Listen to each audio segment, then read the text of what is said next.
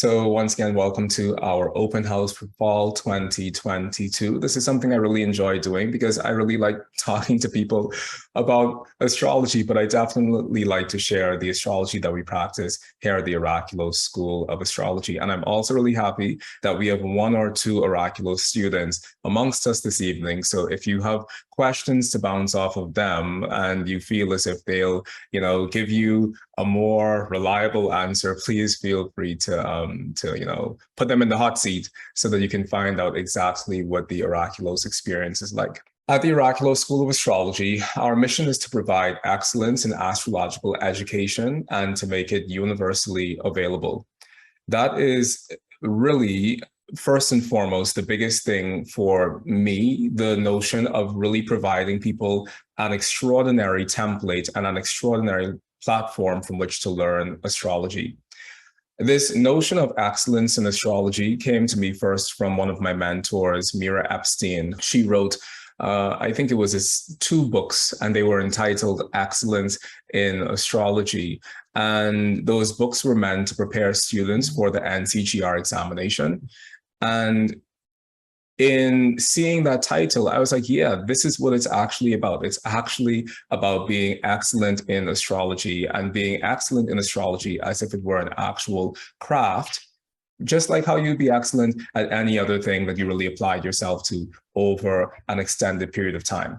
So that's the whole purpose of this notion of excellence in astrology. And just to give you a little bit about my background, I am a broadcast journalist in one part of my life, but then I hated being in a box. And the specific cubicle that I used to work in, it was facing the mountains. I worked in Jamaica and I was looking out of my window, and every single day I'd see these mountains outside of my cubicle.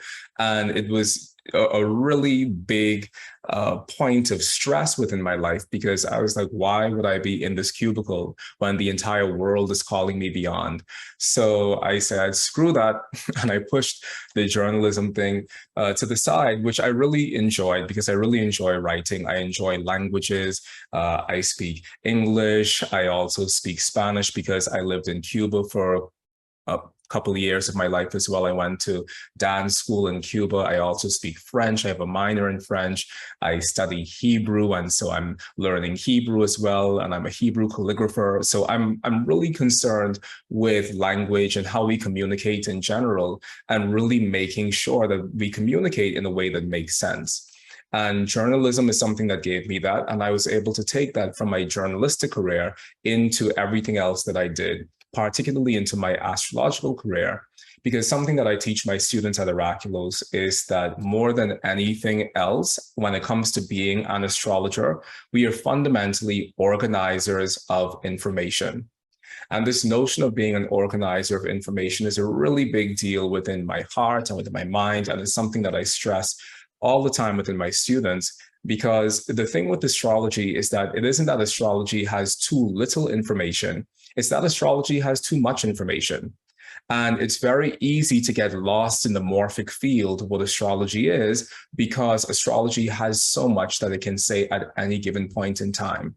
The same birth chart that you're reading that can be read as a birth chart in general can, through another lens, be read as a vocational astrology chart, in which case every facet within that chart now gives some level of concrete commentary on the sorts of career possibilities a person will seek out for themselves. That same chart that you're reading as a vocational chart can be read as a purely love-based chart, in which you're using every facet of that chart, those same things that you just used a moment ago, in order to talk to a person about their job and about their life in general. You can use those same elements to talk to a person about their romantic life and about their love language specifically. The same chart that can be used to talk about your love life is the same chart that can be used to talk about your family dynamics. The same chart that can be used to talk about your family dynamics, using those same elements, we can use it from a medical astrology perspective to talk about some of the internal organic issues that you may be having within your physical constitution.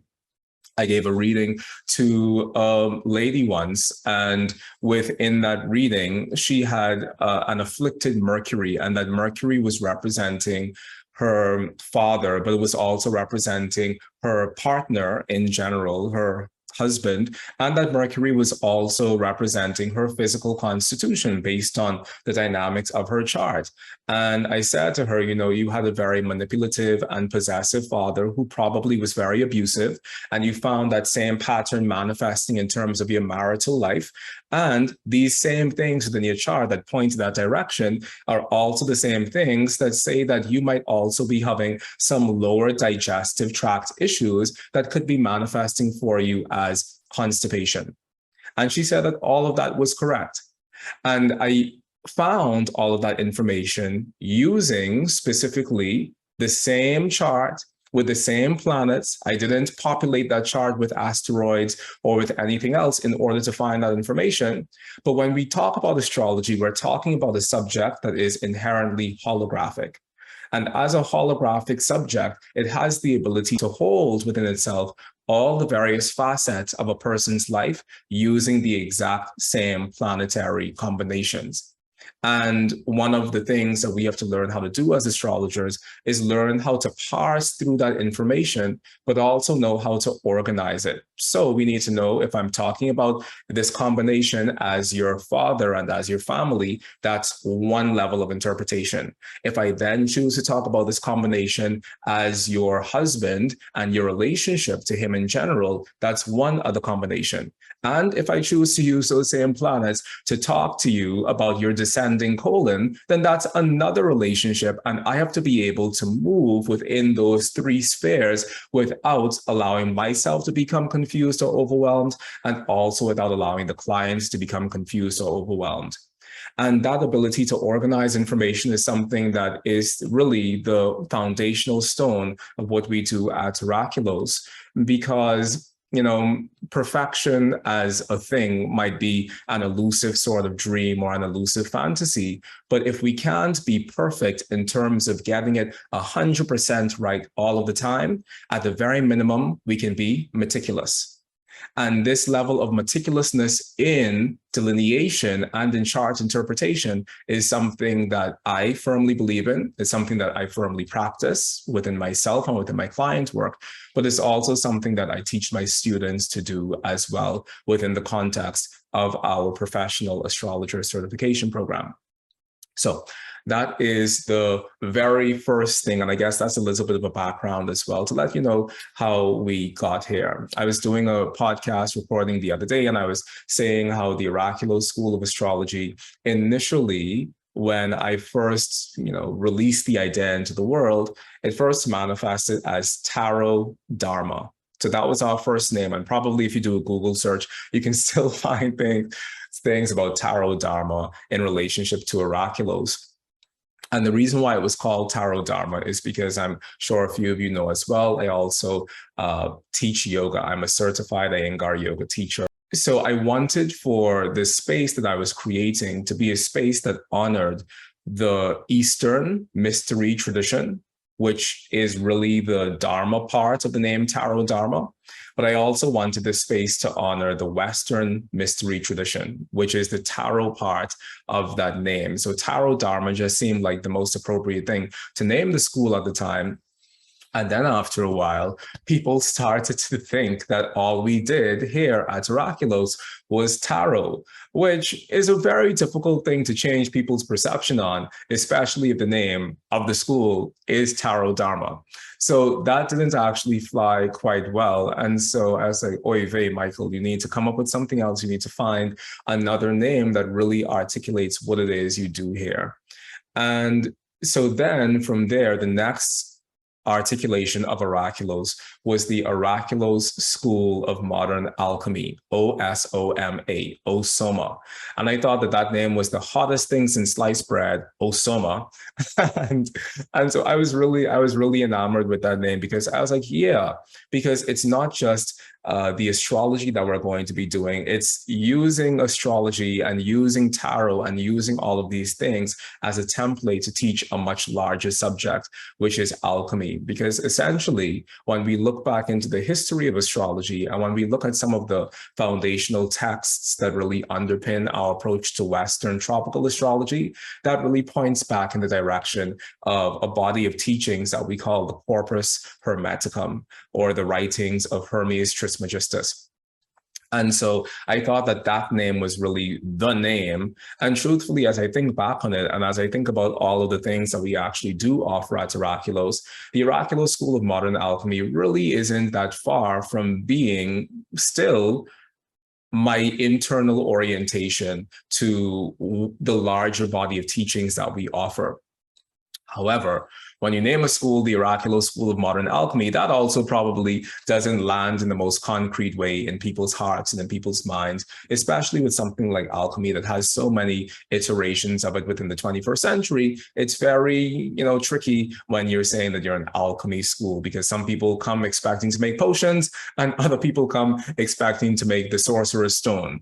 So I had to nuance that a little bit more. And it's as a result of that that I said, hey, let's bite the bullet and I'll call it the Oraculos School of Astrology, with this internal understanding that all of the spiritual and the esoteric teachings that underpin my life also will be integrated within the larger body of the syllabus that we teach from.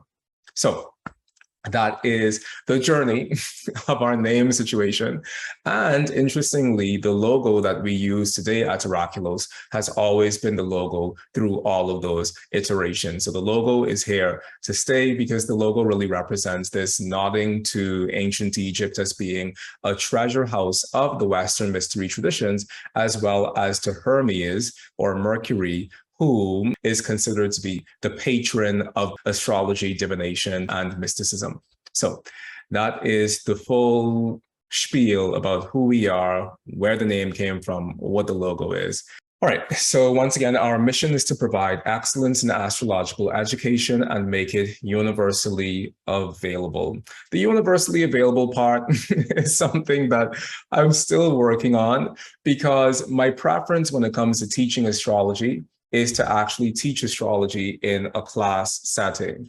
I know that there are a lot of my colleagues and friends within astrology who just offload their entire teaching program onto something like Thinkific, or onto something where a student can download the program themselves and go through it at their own pace. But that's something that I distinctly, from my own artistic training, as well as from my training as a writer, that's something that I distinctly did not want to do, because so many of the students who come to us at Oraculos say, hey, I downloaded these 10 astrologers, study at your own pace certification program, and I've completed them, and I still can't read the chart. Or I've gone to thousands of lectures and seminars, and I still don't know where to start in terms of actually interpreting a horoscope. Or I've just graduated from this person's 2-year traditional astrology training, but even though I know how to theoretically think about the concepts, I don't actually know how to practice traditional astrology in a way that makes sense. And this for me is has always been a major point of contention within me, because one, I don't really think that it's possible to monitor the progress of students when you allow them to just download the entire program and do it at their own pace. And two, in terms of astrology, for what astrology is, astrology has always been passed hand to hand. That's always been a part of our tradition. There's always been a master-apprentice or a teacher-apprentice relationship within astrology since time immemorial. And so this notion of giving content to people, and not only giving content to people, but also giving people a certificate for that content when you haven't actually seen that person's progress, you just know that they've completed the hours, is a really, for me, and as for me and my house here at Oraculos, it's a really speculative thing to do, because you're really not able to quality control or quality assess what's coming out of your school at that point. So we haven't really figured out the universally available thing, because one of the things that I don't want to do is I never really want to give our certification program away within a downloadable format, which many people have asked about over the years, but it doesn't actually feel like the way to train the next generation of professional astrologers. In our 2-year certification program, you'll learn everything you need to know in order to become a professional consulting astrologer. You'll receive a clear system of how to read all types of astrological charts in our FOCA program. And for those of you who don't know, FOCA is the Foundations of Classical Astrology, followed by specialized training in concrete, natal, and predictive astrology. At the end of this program, you will be fully equipped to begin a successful practice as a professional Oraculos trained astrologer. I was at the ESAR conference the other day where I won this award for being the favorite emerging astrologer at ESAR, which was a pretty nice thing for me in terms of receiving that acknowledgement from the wider astrological community. But something that consistently happened at ESAR was people would come up to me and say, Michael, I got a reading with a student of yours, and it was amazing. And I was like, oh, wow, that's great. Who is the student? And then they tell me the student's name. And I'd say to them, okay, I know that you booked that reading through the website, because at Oraculos, I hire the senior students to give readings at Oraculos, because I believe that if I'm going to, take your money to study with me, I might as well be able to give you a job afterwards. So if you go on the website, you'll see that the natal astrology readings are primarily being done by 2 of our senior students and a couple more who, need to get their headshot and bio together, basically. And so I'd ask people, why did you choose to get a reading with one of my students if you booked that service through the website? And all of them said to me time and time again, I chose to get a reading with your student because I wanted to see the sort of education you gave them. And every time I heard that, it completely gave me goosebumps, because it was like, wow, it's not just put your money where your mouth is, but it's actually, if you're saying that you're training people to be extraordinary astrologers, how does that actually look in the world outside of my own recommendation? And the fact that people have gone to the Oraculos Astrology website and specifically chosen to have a reading with my students as a means of not just testing my students, but as a means of testing the education that they receive from me really feels good within myself, because I know the quality of education that we offer, and all of them had the same resounding feedback that they had extraordinary experiences with Oraculos trained astrologers. And another tiny thing, which I think is like a tiny bragging right for me, is that I teach summer intensives all the time. I teach a horary astrology summer intensive, and I also teach a natal astrology summer intensive. And in summer intensive, we're really not discriminative in terms of who joins the intensive. I mean, I have a little bit of a disclaimer that says, hey, you have to have 2 years of astrological study beneath your belt in order to actually participate in the intensive. But at the end of the day, it's an intensive. It's only going to be for 6 weeks. And I really don't block people from joining if they feel as if they want to join at that level. And in every natal intensive that I've taught, and particularly in this last one, the final results, the final week when I actually put the students to the test to interpret a birth chart of someone who they've never met, with no background information at all, cold, those students absolutely rise to the occasion. And in this last summer intensive, they completely blew me away as well, in terms of how they were able to put that information together within their minds after only 6 weeks of studying in a summer intensive that doesn't actually have a great deal of accountability attached to it. They were still able to show up and represent the sort of clarity and the sort of precision that are the hallmarks of our Oraculos education. After only 6 weeks of meeting once a week for 3 hours every week, or I think it was probably 3.5 hours every week on a Saturday, they were able to produce a world-class level of an astrological interpretation as far as I'm concerned. So if that's just 6 weeks, imagine what could happen if you choose to join us in our 2-year program. So that is the end result of all of this. At the end of the program, you'll be fully equipped to begin a successful practice as a professional Oraculos trained astrologer.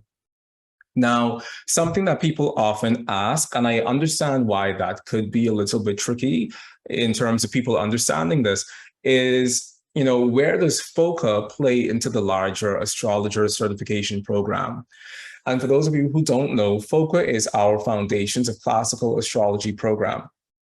And if you go on the website, what you'll see is that it's possible for you to sign up for FOCA it's actually not possible for you to sign up for the 2-year program in its entirety, and I'll tell you why. I wanted to allow people to sign up for the Foundations of Classical Astrology program because I felt as if it was a good place for people to come in and see what we do and practice and train and really receive a thorough education. But I didn't want for people to feel as if they were bound to me for the rest of their lives for 2 years if that wasn't really something that worked out for them. Now, what happens at Oraculos is that FOCA is the pipeline for our larger body of astrological studies. And we really have a high retention rate of students who take the Foundations of Classical Astrology program and then choose to go on. So while you can completely sign up for the Foundations of Classical Astrology program by itself, know that that program is built into the larger 2-year education that we offer. And that's actually the first semester of that 2-year education that we offer. And really all of the stages of your Oraculos education are built in that way. So after FOCA, there's PCA 1, which is the Practice of Concrete Astrology 1. And PCA 1 is where you learn natal astrology specifically, and where you learn my natal astrology rubric, and everything that I can possibly do from a natal astrology perspective comes in PCA 1. What FOCA does and what FOCA provides is it gives us all a level playing field so that we're all starting at the same place. And it gives us the same quality of foundations. At Oraculos, our Foundations of Classical Astrology program is pretty much the equivalent of a lot of other people's advanced astrology training program because of the things that we teach and because of the level of depth that we go in with those things. And I'll show you some of the things from our syllabus as we go on. But there are certain things that I feel are just foundational things that every astrologer should know that for whatever reason, other people think that that is things that you learn 10 years into an astrology practice. Some of those things are declination and how to use parallels and contraparallels, which is something that we do at Oraculos. Another one of those things is how to use octile aspects. So not just our traditional hard aspects, but also the semi-square and the sesquiquadrate, and how to eyeball that essentially. Another thing is how to use antitia and contra-antitia within the context of your chart delineation. So you learn all of these things in the Foundations of Classical Astrology, because that really represents what the Foundations of Classical Astrology used to be for traditional astrologers since time immemorial. And another one of the things I can think of that you also learn is the calculation of Arabic parts. And we all know about our parts of fortune, our part of spirit, our part of this thing, our part of olives. We know that we have all of these Arabic parts, but few people actually know how to calculate them. What's the difference between calculating the parts of fortune in a daytime chart versus a nighttime chart? Why should we even observe those differences? And all of those things are things that you learn in the Foundations of Classical Astrology, which really sets you up to do far more incisive and far more precise natal astrology work by the time as you get ready to move into the Practice of Concrete Astrology 1, which is our natal astrology level. FOCA is built into our astrologer certification program. You can do the Foundations of Classical Astrology by itself and choose not to do anything else. You can also choose to do the Practice of Concrete Astrology by itself and choose not to do anything else, which people have said to me, Michael, why don't you just sell it as a full program so that people pay for everything up front?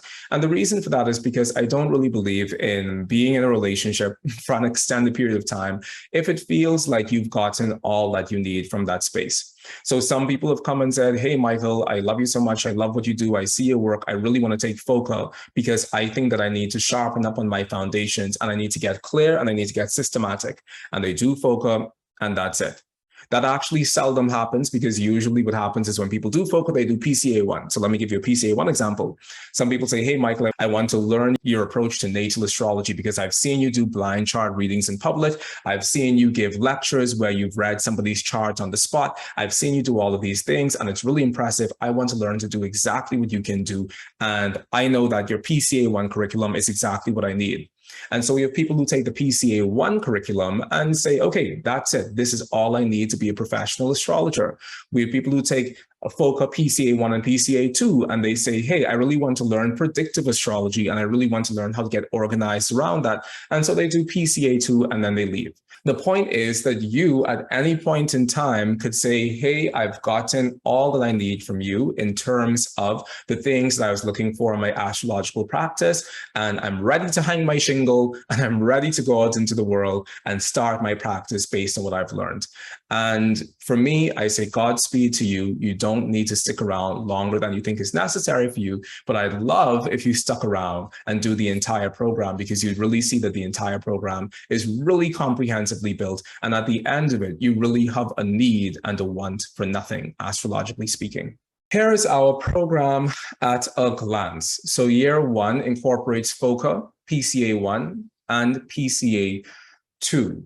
And we covered the foundations of classical astrology, horary astrology, natal astrology, the foundations of Uranian astrology. And just so that that doesn't frighten you, when I say the foundations of Uranian astrology, I'm specifically talking about how to use midpoints, which is something that we cover within our first year of practice. Midpoints are an extraordinary tool that we have at our disposal as astrologers, and so you learn how to use them. The Arabic parts are also something that you learn how to use.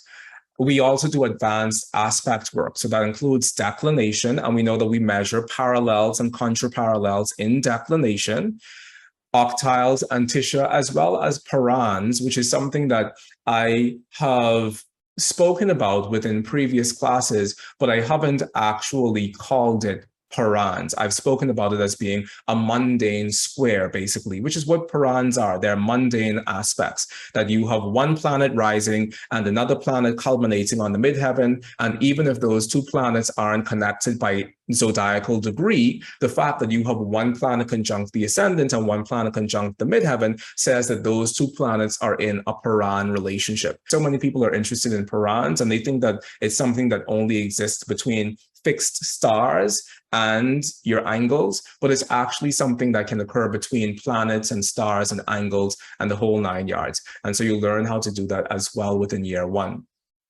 The foundations of traditional medical astrology, the graphic ephemeris, and research. Now, the medical astrology component of what we offer at Oraculos is something that we never really, or that I never really offered before. And a big part of that is because I've always felt that if someone was going to practice medical astrology specifically, they needed to have a wider backdrop of astrology beneath them. And so in my mind, I always held that the medical astrology that we offer at Oraculos is going to be something that we offer far distant in the future after a person has completed their entire 2-year training. And then people who know about my medical astrology research have asked me to collaborate with them on different things. And one of the things that I'm going to be collaborating with Judith Hill, who is one of the leading medical astrologers in the world today. I'll be collaborating with Judith as well as Kira on a health astrology summit that we're hosting on October 22nd. And after I saw that, I said, hey, Michael, your students also need to benefit from those same efforts and that same research. So this year is the first year that I'm actually front-loading the medical astrology into every aspect of our Oraculos syllabus, because I feel like if I'm going to do it in the world for other people, if I'm going to be lecturing in the world for other people, I might as well give it to my own students. Now, within year 2, we have PCA3, PCA4, PCA5. We used to divide this by having a practicum in the middle where students could go out and begin giving readings to people. But I've chosen to build that actual practicum into the structure of our second year program. So instead of actually sending students out into the world to give those readings, they'll still be giving those readings while concurrently doing the actual remainder of the semesters of their year 2 program.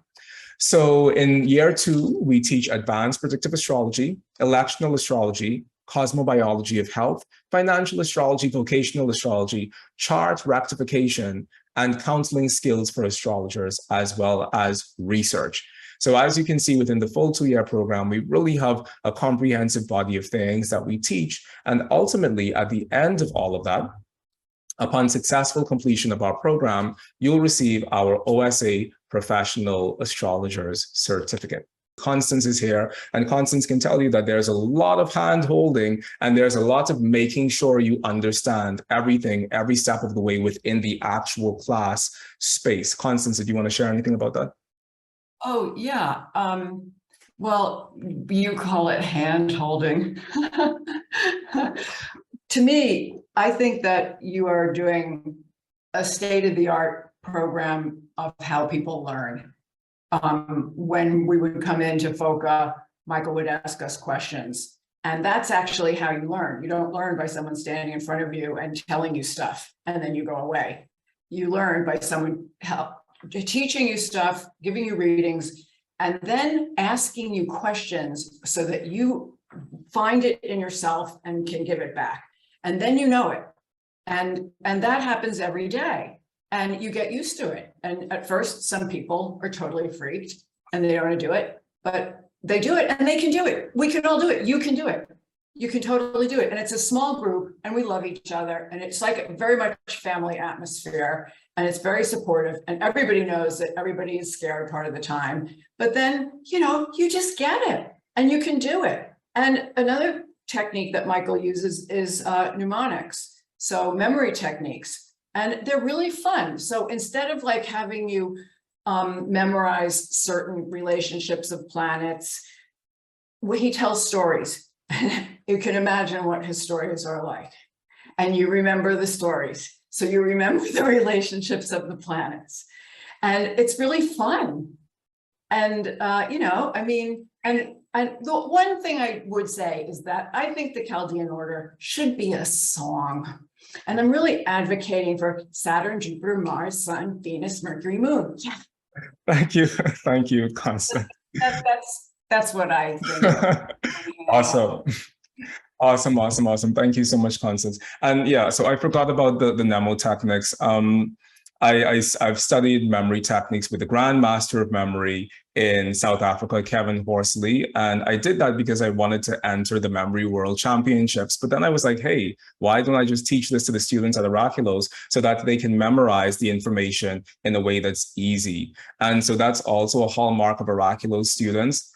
They memorize everything. They talk and they sound like they know everything because they do actually have it all stored within their minds because of our ability to use mnemotechnics. So we learn the essential dignities table, we learn the triplicity rulers, we learn the signs that have an antitia relationship versus the signs that have a contra-antitia relationship, signs that are commanding, signs that are obeying. We offload everything within our brain because once you have it in your brain, no one can actually take it away from you. And what you have in your brain, you know, you don't necessarily want to go to a doctor who's reading their textbook while operating on you. And in the same way, you as a practicing astrologer want to know that you have internalized the information and that it's become an organic part of you. So that happens in the actual class space. And I make sure every class that we're all on the same page emphatically. However, between classes, we do have a WhatsApp group that we stay connected on. And we also, you know, the admonition is that you all will take a little bit of time to just review the information so that when you come to class, you have the information from the previous class. I'll never ask you to have more than that. And I never need you to have more than that. I just need to know that within yourself, you have retained the information that I taught you a week ago, a week later. And that's the only thing that you have to do as far as study is concerned. No, but I would like to just share something else with people who are thinking about it, is that, I mean, I've been in astrology for a long time, and I know when people get into astrology, they get in wherever they get in, and they start learning whatever they start learning, and then you kind of take it from there and you branch out and you try to figure it out, and, you know, eventually you get it. Focus starts with philosophy, and first there was chaos. And from there, Michael tells a story and brings in many things that you've seen. So it'll be a review, and some things you haven't ever seen, and some things you've seen but didn't comprehend. Now you will, because you have to, and you will. And he explains it in a way that you understand and shows you pictures. And the other thing is that I think everybody here probably recognizes that Michael, don't listen because you're going to be embarrassed what I say. Michael has something really special, and he's an extraordinary person. and he channels things, and you can see him kind of being like in a trance, like you don't dare interrupt him because it's a thing going on over there. And I've listened to all of the classes many times, and I get something out of just the same recording. I was there, but he'll say something provocative and I'll start thinking. And then of course I missed what he's saying when I'm thinking. And you can't say, what did you say? He has no idea what he's saying. I don't mean it like that, Michael. I know you know what you know what you're talking about, but who's reading tarot in the Bahamas when they're 12, for God's sakes, you know? And now he's here with all that experience, and I love you, Michael. I think you're an extraordinary person. You create an atmosphere that is so warm and personal, really personal. You're gonna find out a lot of personal stuff about Michael. And Thank you. And I just encourage you to, you know, I don't see any reason not to go for it. I adore being in his presence, and I think you will too. I've learned a lot from him. And he's pushed me to learn other things even beyond this. So that's my love story. Thank you so much, Constance. I hope you enjoyed our open house. And if you're ready to not just master traditional astrology, but also learn and practice concrete and accurate natal and predictive astrology that both you and your clients can rely on, then by all means sign up for our upcoming Professional Astrologer Certification Program, which begins this October 1st, 2022. And you can sign up by clicking the link down below. I hope to see you there.